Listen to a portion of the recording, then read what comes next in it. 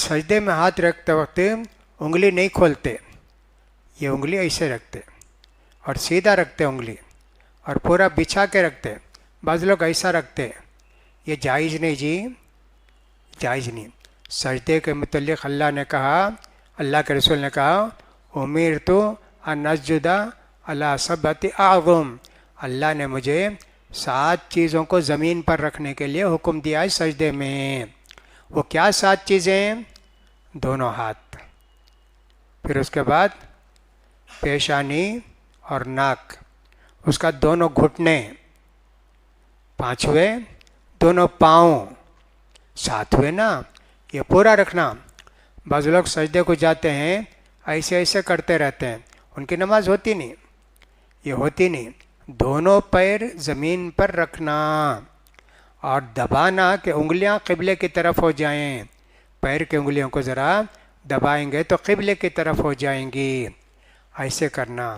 और फिर कुत्ते की तरह मत बैठो, तो इसका मतलब ये हुआ सजदा करते वक्त हाथ ऐसा रखें, ऊपर उठाएं, कोहनियों को ज़मीन के साथ ना मिलाएं, ये कुत्ता ऐसे बैठता है।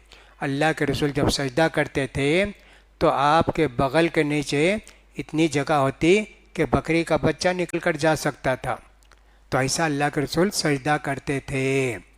तो अल्लाह के रसूल का सजदा ऐसे था, रुकू में तो सुबहान रब्बियल अज़ीम पढ़े, सजदे में सुबहान रब्बियल आला, सुबहान रब्बियल आला, ये दुआ पढ़ी जाती है सजदे में।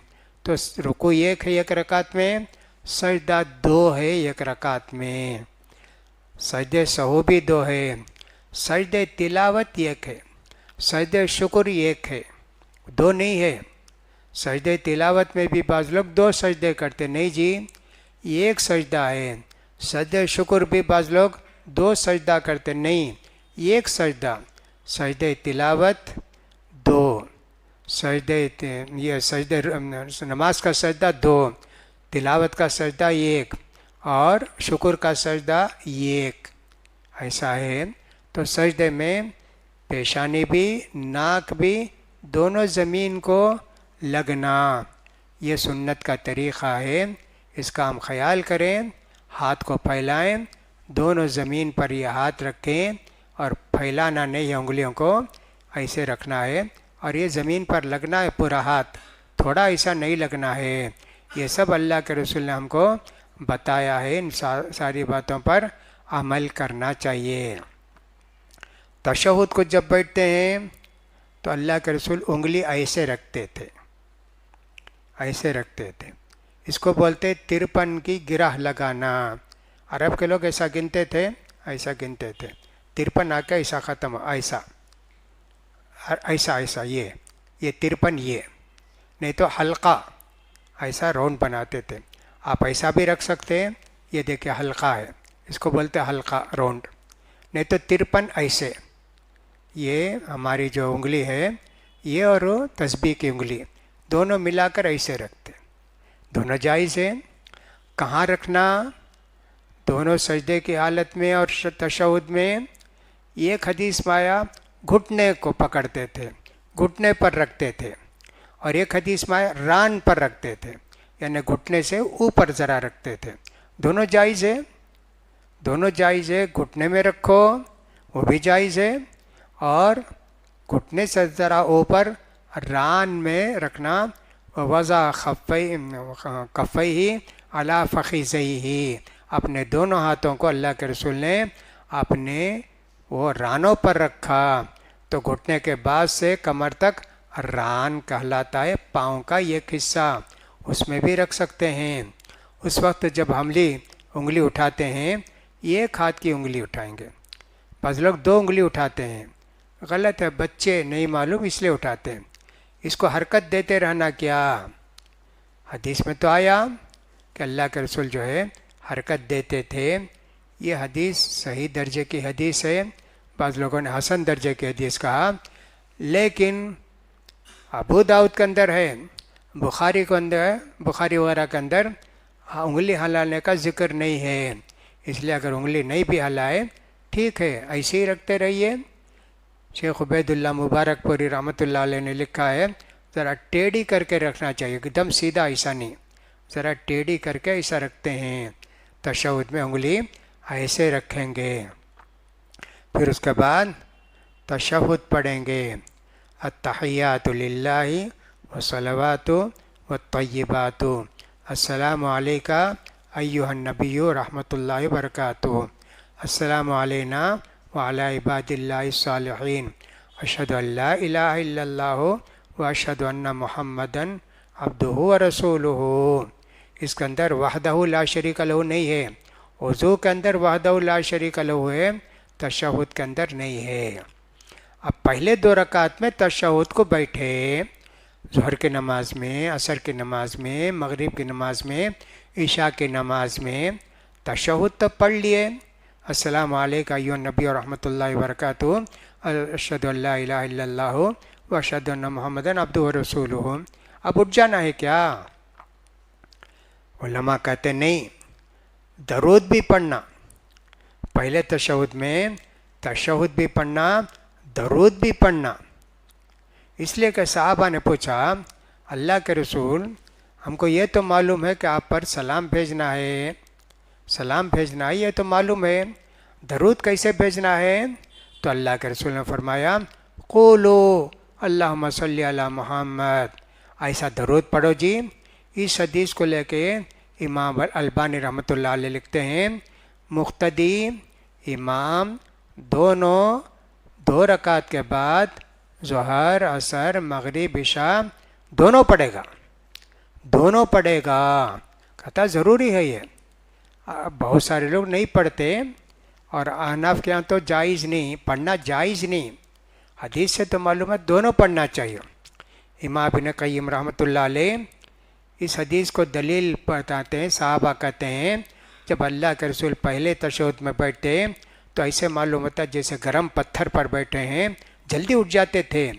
اس حدیث کو لے کے یوں کہا جاتا ہے درود تشہد پڑھ کے جلدی اٹھ جانا، حالانکہ صحیح نہیں ہے. یہ جو صحابہ نے پوچھا اللہ کے رسول ہم درود کیسے بھیجیں، تو اللہ کے رسول نے اس کا طریقہ بتایا. تو دونوں پڑھنا صحیح ہے، پہلے تشہد میں، آخری تشہد میں تو پڑھتے ہی ہیں دونوں، پہلے تشہد میں بھی پڑھنا ہے. اتنا ہونے کے بعد نماز سمجھو کہ اللہ کے ہاں قبول ہو گئی. آخری تشہد میں جب بیٹھتے ہیں، ظہر میں، عصر میں، مغرب میں، عشاء میں اور فجر میں ایک ہی تشہد ہے، تب تو تشہد بھی پڑھتے، درود بھی پڑھتے، دعا بھی کرتے. تشہد پڑھنے کے بعد، درود پڑھنے کے بعد اللہ کے رسول نے کہا تم کو جو زیادہ پسندیدہ آیت ہے، دعا ہے، وہ کرو. ربنا آتنا فی الدنیا پڑھ سکتے ہیں، اور بھی کوئی دعا جو آپ کو معلوم ہے پڑھ سکتے ہیں. ابو بکر صدیق رضی اللہ تعالیٰ عنہ سے نبی کریم صلی اللہ علیہ وسلم نے کہا یہ دعا تشہد میں آخری میں ضرور پڑھو، اللہم یا ربی انی ظلمت نفسی ظلما کثیرا ولا یغفر الذنوب الا انت فاغفر لی مغفرۃ من عندک وارحمنی انک انت الغفور الرحیم. یہ دعا پڑھو. حضرت ابو بکر صدیق کو اللہ کے رسول نے یہ دعا سکھائی تھی. کوئی بھی دعا پڑھ سکتے، دعا نہیں پڑھے، خالی تشہد پڑھے، درود پڑھ کے سلام پھیر دیے، نماز ہو جاتی. یہ جو آخری میں دعا پڑھتے یہ دعا ضروری نہیں ہے، یہ دعا ضروری نہیں ہے.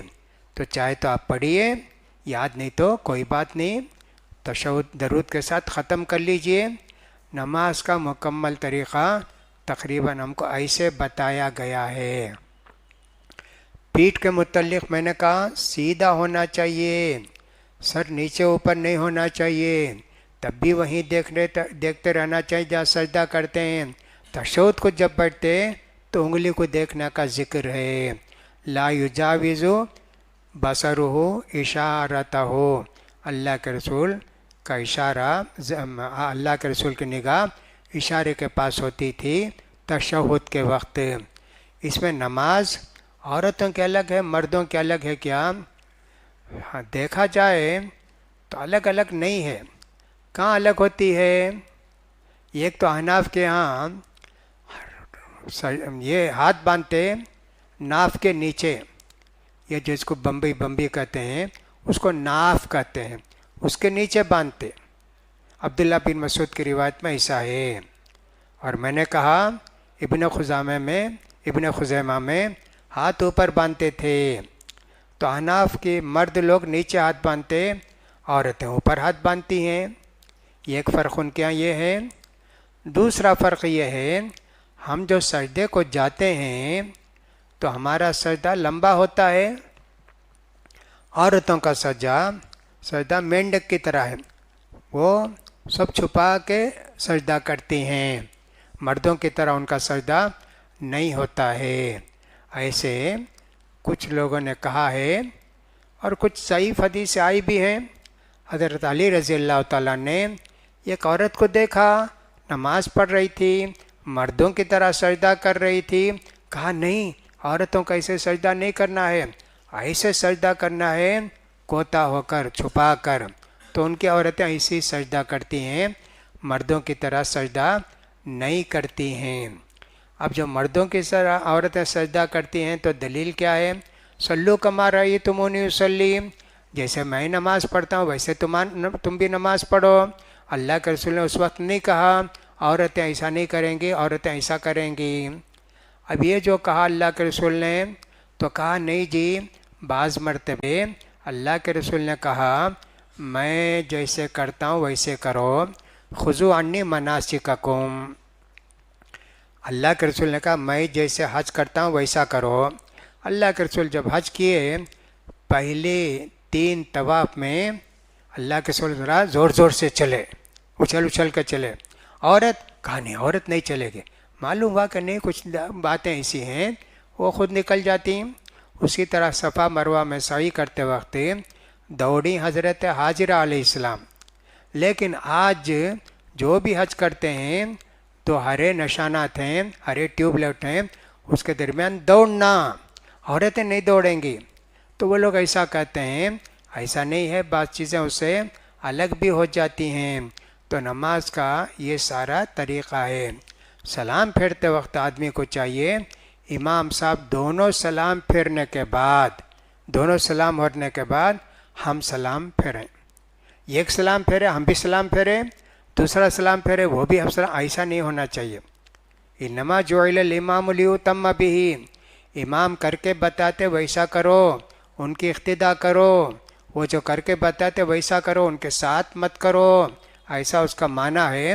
تو ہم کو چاہیے کہ سلام پھیرتے وقت پوری طرح سلام پھیریں۔ بعض لوگ ایسے السلام علیکم ورحمۃ اللہ، السلام علیکم، تھوڑا کراس میں اتنا ہی نہیں جی، تم کو پورا سلام پھیرنا چاہیے، اور ادھر بھی پورا سلام پھیرنا چاہیے۔ بعض لوگوں کو وہ گردن ٹیڑھی ہو جاتی، وہ بیماری آ جاتی۔ لکھا ہے جو بھی آدمی سنت کے مطابق سلام پھیرے گا اس کو گردن کی بیماری نہیں آئے گی۔ اس لیے سلام پھیرتے وقت السلام علیکم ورحمۃ اللہ، السلام علیکم ورحمۃ اللہ۔ حذف السلام من السنتی حذف السلام، ترمذی کے اندر ایک روایت آئی ہے، سلام مختصر کرو، سلام جو پھیرتے نا مختصر کرو۔ بعض لوگوں کی عادت ہوتی ہے السلام علیکم ورحمۃ اللہ، پھر اس کے بعد السلام علیکم ورحمۃ اللہ، لمبا سلام کرتے۔ کہا نہیں جی، اللہ کے رسول کیسے سلام پھیرتے تھے؟ السلام علیکم ورحمۃ اللہ، السلام علیکم ورحمۃ اللہ، لمبا نہیں کھینچنا۔ من السنتی حذف السلام، سلام یہ حدیث اگرچہ کہ ضعیف بتائی ہے لیکن عمل اسی پر ہے، لہذا سلام پھیرتے وقت اس کا خیال کرنا، امام جب دونوں سلام پھیرے اس وقت ہم سلام پھیریں گے۔